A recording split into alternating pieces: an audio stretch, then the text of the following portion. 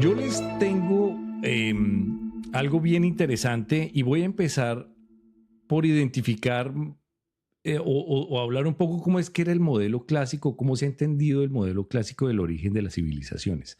Las civilizaciones se han entendido que han avanzado, se han establecido mediante un proceso. Normalmente se creía, o era el modelo que se manejaba, que arrancaba con la agricultura o el domar las plantas y los vegetales para el beneficio. Luego, obviamente, eso generaba que se plantaran y se generara la agricultura. Después de eso genera el sedentarismo, que la gente viviera alrededor de las zonas donde había este Sí, ejercicio de sí, agricultura, exacto. Esa Como es el la teoría Tigris, clásica del... Éufrates, que genera las Tigris, Éufrates, aldeas. el Yangtze, Exacto. Eso es lo que le enseñaban a uno, Ese es, ¿no? ese es el río Nilo. modelo clásico. De ahí vienen las ciudades y luego se generaban todos los monumentos y los centros ceremoniales, como ya lo vimos en los mayas, en los Rapa Nui. La historia que yo les voy a contar rompe ese esquema y deja ver que tal vez hace más de 11.000 años los cazadores y recolectores de la época del Neolítico, que es la última época en la Edad de Piedra, Ujú. ya tenían una organización y una cooperación social tan compleja que empezaron a desarrollar y a construir templos antes de que la agricultura hubiera sido el ejercicio que los agrupara ¿Cu- como cuánto- civilización. ¿Cuántos años ve que dijo, Guille? Sin... 11.000 años desde ahora. 11.000 Eso, años en el pasado, o sea, eso nueve está mil loco. años antes de Cristo. Eso está loco porque se O supone lo que sea, le trece enseñaban a mil. uno, lo que enseñaban a uno era que máximo era 5000 antes de Cristo. Exactamente. Sí. Esta es Más que una el doble. región o es un lugar que se denomina Göbekli Tepe. Es el nombre que en turco traduce como una colina panzuda, como un montículo, una barriga, la colina con barriga. Esta está ubicada al sudeste de Turquía, en la región de Anatolia sudoriental. Está aproximadamente entre 12 y 15 kilómetros de una ciudad que se llama Sanliurfa.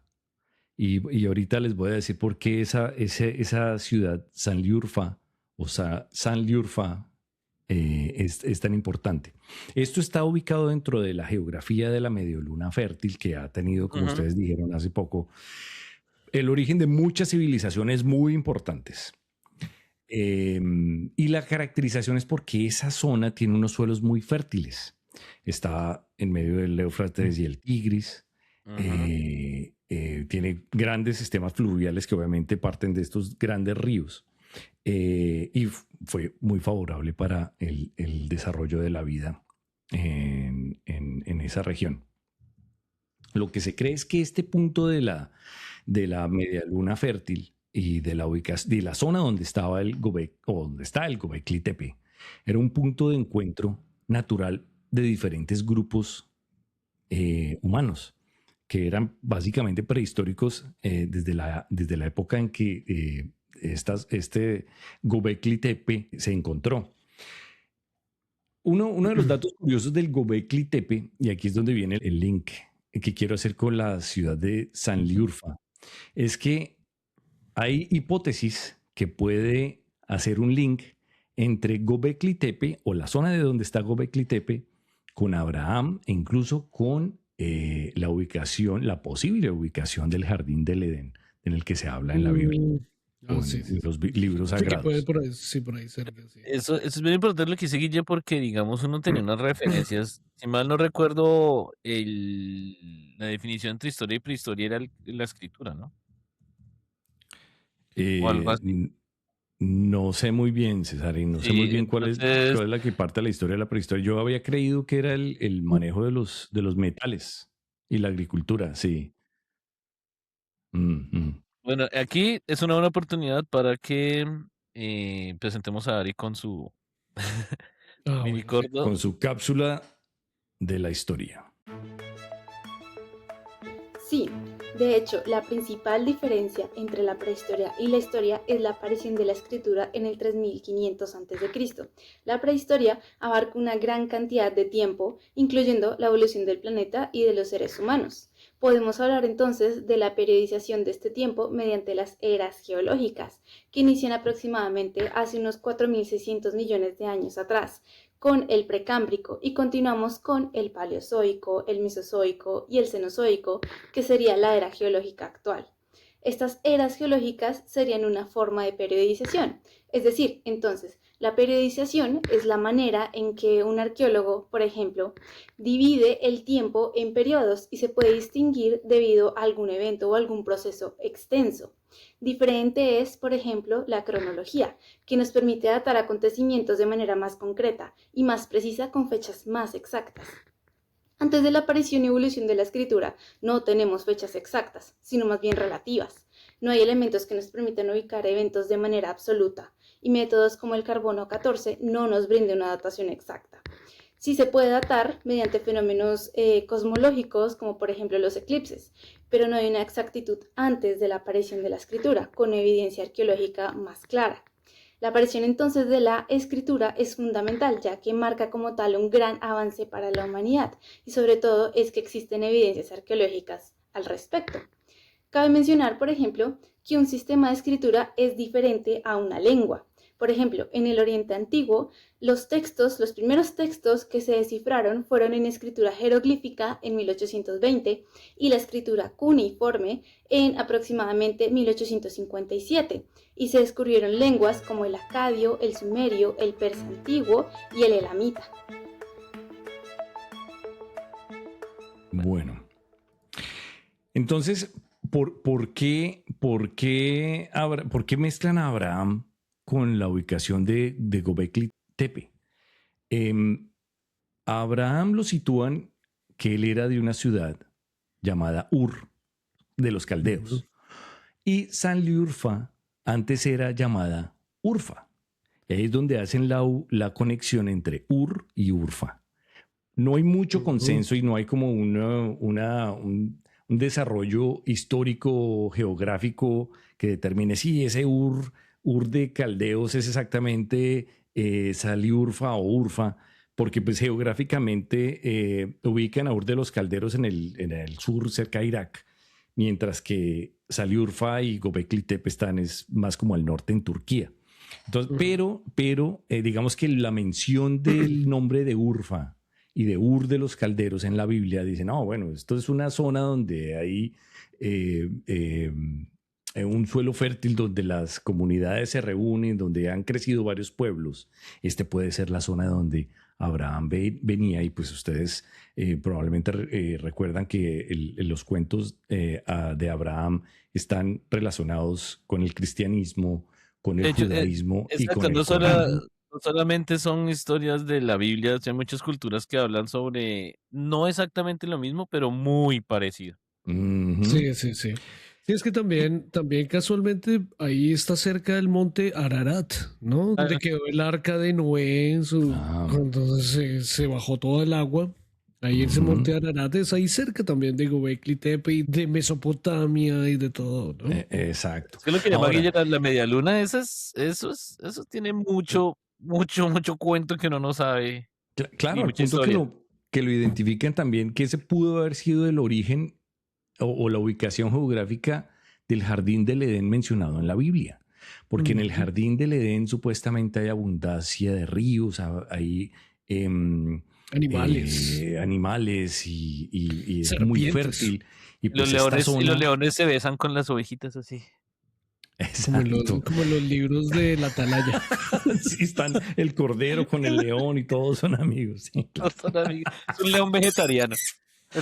Pero digamos que no hay como una relación histórica o arqueológica que determine realmente eso. Esto digamos que son hipótesis y son elementos curiosos donde empiezan a hacer ciertos links, pero sobre todo de identificación de dónde probablemente vienen estas historias mencionadas en los antiguos testamentos de la Biblia y en los libros obviamente antiguos del Corán y el judaísmo. Tiene mucha lógica porque, digamos, y alrededor hay mucho desierto. Bueno, no sé en esa época cómo estaría.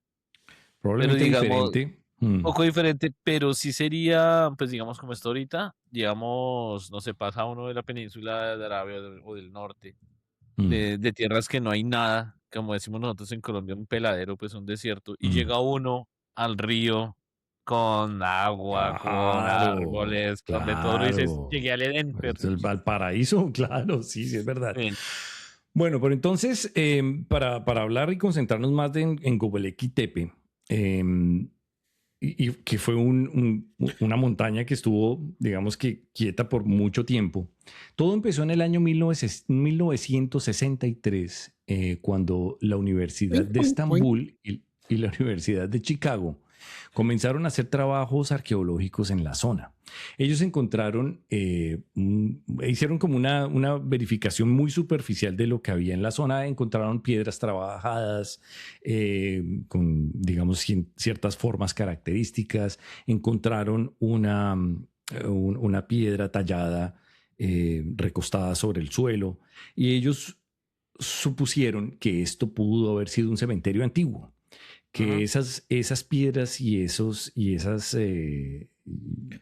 lápidas gigantes hacían referencia a una zona en la que probablemente habían restos y eran cementerios, para lo cual el gobierno turco dijo, bueno, si esto es así, no pueden hacer más excavaciones, ellos protegen mucho ese tipo de templos y de zonas. Por lo menos, Y menos eso, mal, ya se están dando cuenta, porque en 1800 y 1900 volvían nada hágale de eso ahora, sí, señor, y sí.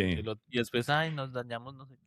Entonces ellos dejaron eso así, dijeron, listo, esto digamos es nuestra conclusión, en este momento no hay nada más que ver acá, muchas gracias, y se retiraron. No hay nada que ver, Sí, solamente una nada que ver, civilización de muchas hace gracias. 11.000 años. No, no hay nada que ver, retírense. Nada interesante por aquí. Dejemos todo enterrado. El giro lo dio un arqueólogo alemán llamado Klaus Schmidt en 1994, que visitó la zona, no necesariamente para hacer excavaciones acerca de lo que se encontró en el año 1963, pero sí con su equipo empezaron a mirar características de Göbekli Tepe. Se dieron cuenta que era un montículo, pero no tenía como razón de que estuviera ahí de una manera natural. Ellos empezaron a revisar los documentos que se habían generado en el 63, y cuando revisaron las piedras que encontraron en esa época, que había sido, como dije, una excavación muy superficial, se dieron cuenta que las técnicas con las que se tallaron esas piedras eran propias del Neolítico. Y aquí fue cuando ellos dijeron, espérese un momento, que esto tal vez no es que sea un cementerio, sino que puede haber algo más. Entonces, al ver el montículo, dijeron, esto no puede ser natural. Hablaron con el gobierno turco y pidieron la posibilidad de seguir excavando y de seguir investigando. Lo que encontraron allá fueron unos recintos circulares de más o menos entre 10 y 30 metros de diámetro, y encontraron unas piedras, unos pilares en forma de T, de entre 5 y 5 metros y medio de alto, que pueden llegar a pesar hasta 10 toneladas. Hechos en piedras calizas. Y cuando le hicieron el estudio de carbono 14, la cronología los dató entre los 1600 y los 8200 años antes de Cristo, lo que indicaría que son estructuras hechas antes incluso de las pirámides de Egipto. Esto llamó mucho la atención de los investigadores y empezaron a notar que en las rocas y en las piedras, en los pilares centrales, habían relieves tallados de animales como los zorros, las serpientes, las aves, escorpiones, y muchos de esos tallajes se repetían de una manera simbólica, como un lenguaje que era compartido en otras habitaciones. Lo que los arqueólogos obviamente les llamó mucho la atención, porque digamos que no era simplemente una casa, pudo haber sido un templo o un lugar donde pudo haber algún tipo de adoraciones a dioses o alabanza incluso a ellos mismos. Las figuras en T tienen tienen tallado como brazos, como una simbología de un cuerpo. ¿Sí, César? Pero, oiga, bueno, pensando una cosa, si es del Neolítico, eso implica que hicieron todo eso a punta de piedra. O sea, porque se supone que todavía no era la época de los metales, ¿no? O sea, Exactamente, y le pegó preciso al punto donde yo venía a aclarar también. estamos conectados. El neolítico precerámico no existía, obviamente la cerámica, no existían los metales, no existía la rueda. Ni siquiera en la época de cobre. No, sí se nos rueda. No existía la rueda. La rueda se inventó mucho después, pero la rueda no se inventó para transportar cosas, sino para hacer cerámicas. Era para girarla y poder desarrollar otros elementos. No había domesticación de animales grandes que ayudaran a cargar cosas. Entonces, esto puso a pensar a los arqueólogos y dijo, bueno, pero estas estructuras, ¿qué sentido tienen? Y si hay unas estructuras basados en el modelo que yo inicialmente hablé, donde primero era una agricultura, donde se generaba la agricultura, se generaba la cultura, ¿dónde están los sembríos? ¿Dónde están las viviendas de las personas que venían a estos templos? No se ha encontrado nada alrededor, lo que indica que tal vez las comunidades llegaban allá a esa zona a hacer rituales o alabanzas, o incluso a hacer, a compartir o a hacer como un trueque, pero no vivían ahí. De todos modos, cuando uno piensa, ok, bueno, llegaron allá y empezaron a construirlo, pero ¿qué comían? ¿Dónde vivían? Porque pues tuvieron que haberse quedado allá construyendo, viviendo para poderlo construir. No, y además que no tiene una idea de esa época completamente. Otra vez vuelvo a los libros que le enseñaban a uno, que eran unga unga. O sea, sí, pues al parecer, ¿no? Porque lo que esto genera es cambia una todo, idea, como dicen.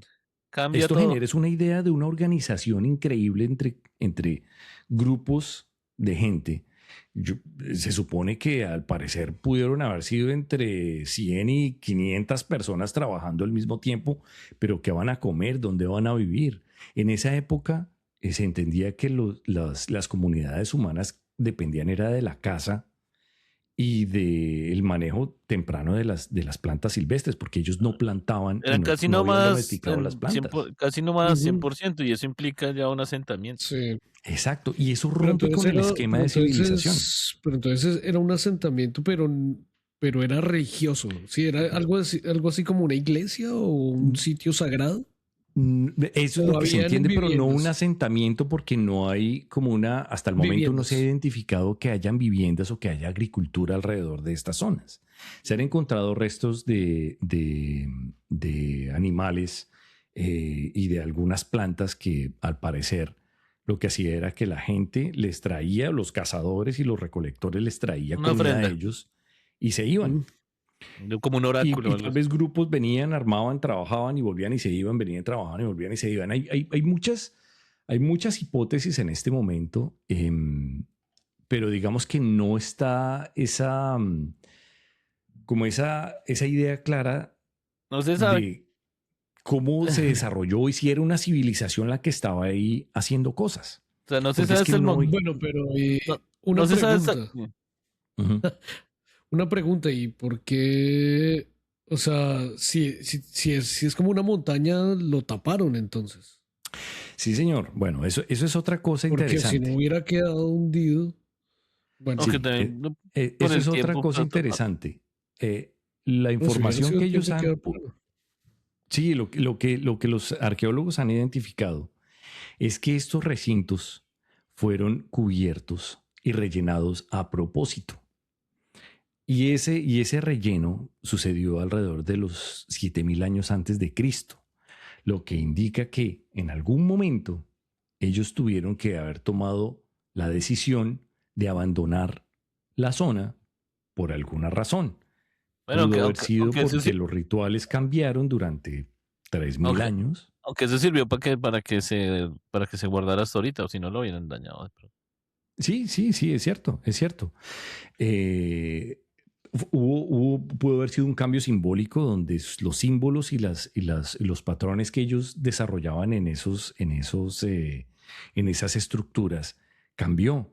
Ya ellos no lo veían de la misma manera que lo habían visto. Estamos hablando de 2.000 años.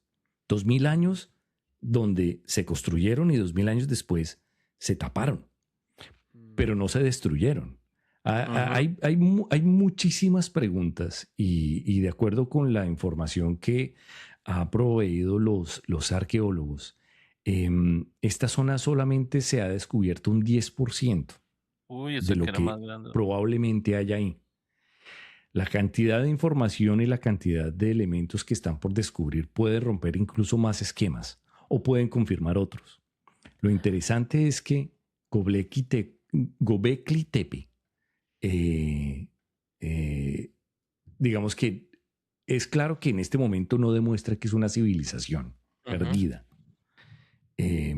pero sí deja ver una cooperación social compleja en épocas prehistóricas, donde grupos de seres humanos se encontraron a desarrollar un trabajo que tenía que, de alguna manera, tener una organización o posibles jerarquías y un propósito muy claro, que pudo haber sido el que cambia el esquema de que primero no arranco teniendo agricultura y luego vengo y me siento y luego genero toda la parte como cultural, sino que la cultura es la que dispara y hace que el asentamiento se genere después. El caso, Primero es que, entro. el caso es que debe ser muy difícil para un arqueólogo saber qué pasó hace 11.000 años. O sea, por Sí. eso, o sea, muy difícil saber qué pasó. Por eso, pues me imagino que deben haber muchas preguntas. Pero, como dice Guille, lo importante es que había algo hecho en una época donde no debería estar. Sí. Y que no tiene el patrón que nosotros creemos que era como lo normal que hubiera pasado en los orígenes de las civilizaciones. Ajá, sí, es extraño que hagan eso porque, sí, lo que decía César, todavía estaban medio evolucionando a empezar a pensar en dioses y no como efectos naturales, sino a ligar todos esos efectos o cosas que pasaban con dioses, ¿sí? Y pues al mismo tiempo adorarlos y crear imágenes.